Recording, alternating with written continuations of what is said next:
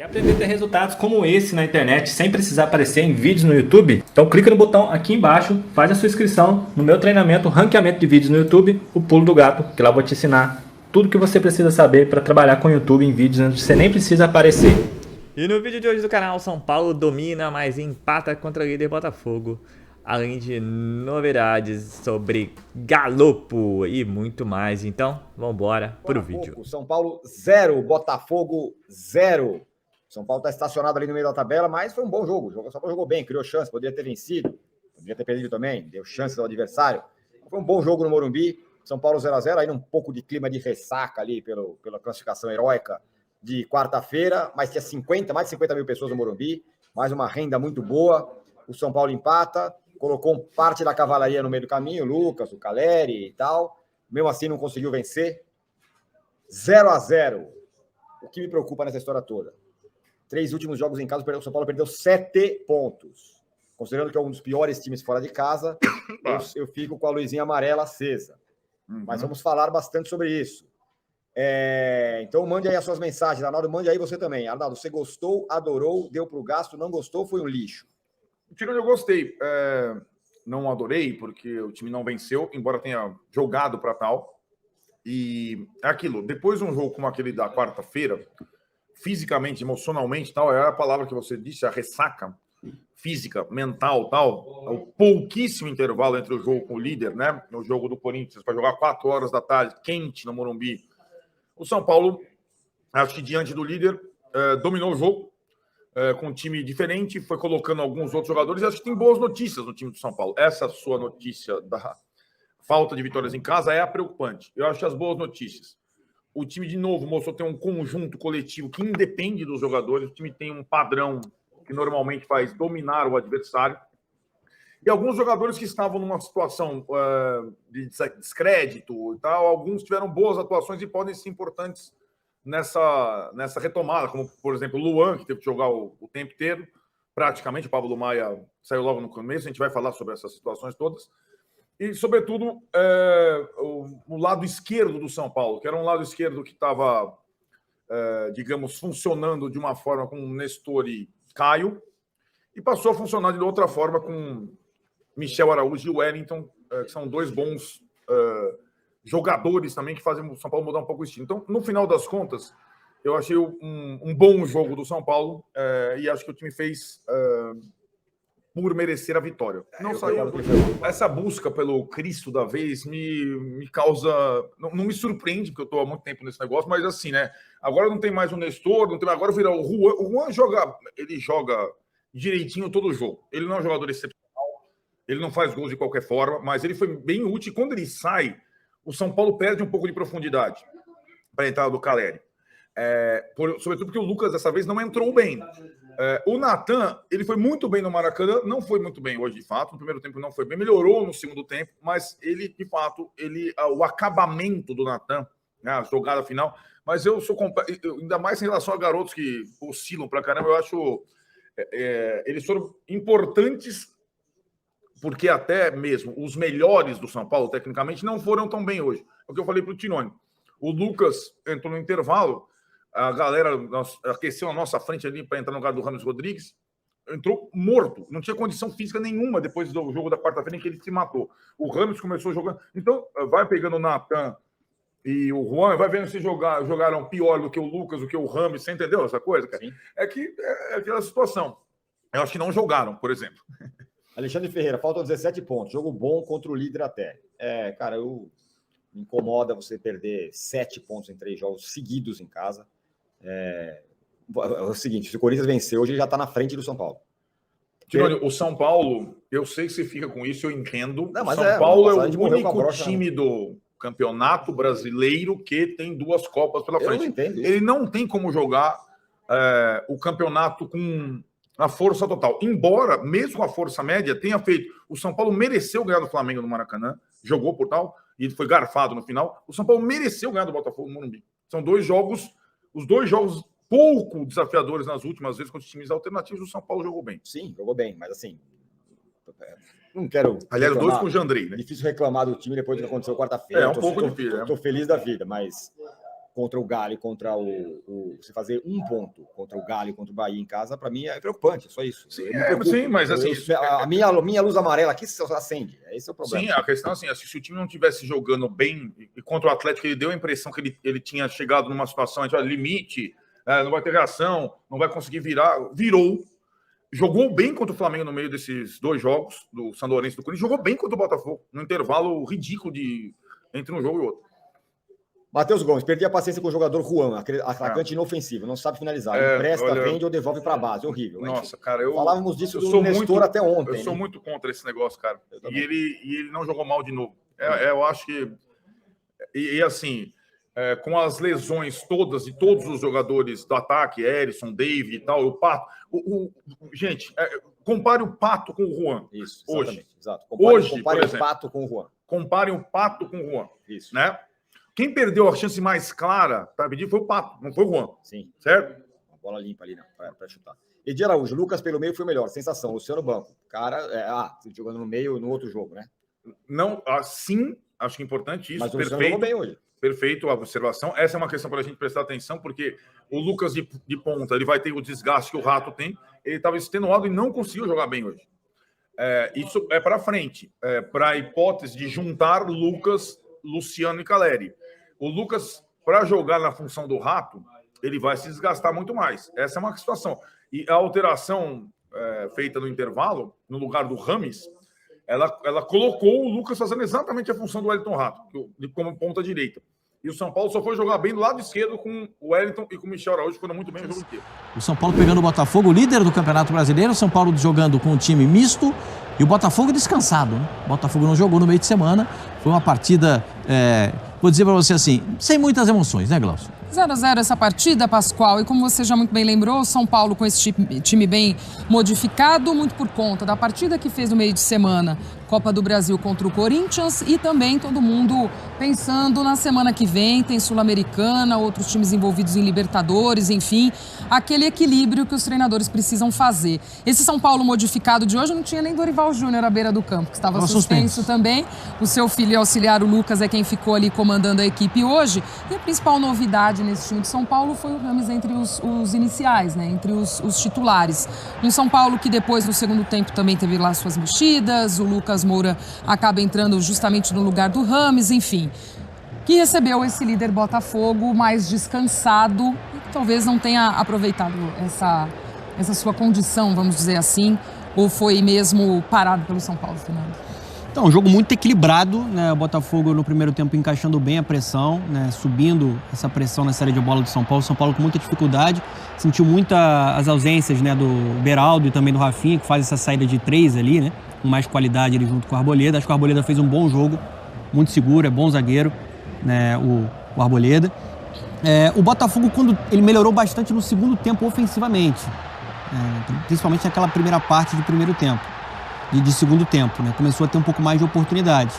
Né? O Janderson perde um gol cara a cara, acho que numa jogada que o Diego Costa vai mole, acaba falhando, e o Janderson desperdiça a chance real de marcar ali, fez muita falta o Tiquinho, né? E a gente viu novamente o Perry aparecendo quando exigido. É impressionante o Campeonato Brasileiro que o Lucas Perry está fazendo. A gente viu o Bento convocado, e acho que tem muito mérito, né, na convocação do Bento, mas poderia com tranquilidade ter sido o Lucas Perry também, né? Ele é o goleiro com mais defesas por jogo do Campeonato Brasileiro. O Botafogo até agora, em 12 partidas do Campeonato Brasileiro, ele não sofreu gols. 12 partidas do Campeonato Brasileiro. Dono da melhor defesa e do melhor ataque. E se continuar nessa toada, nessa rotina dentro da competição, vai ser muito difícil alguém conseguir buscar. Porque o Botafogo é 100% de aproveitamento dentro de casa. Fora de casa ele não está perdendo, ele está no mínimo empatando. Pontua. Está pontuando. E assim, hoje foi um jogo complicado. O São Paulo até faz 2 gols, mas a arbitragem foi bem. Estava de fato impedido ali o Luciano. Mas acho que o empate traduz mais o que a gente viu dentro do Morumbi.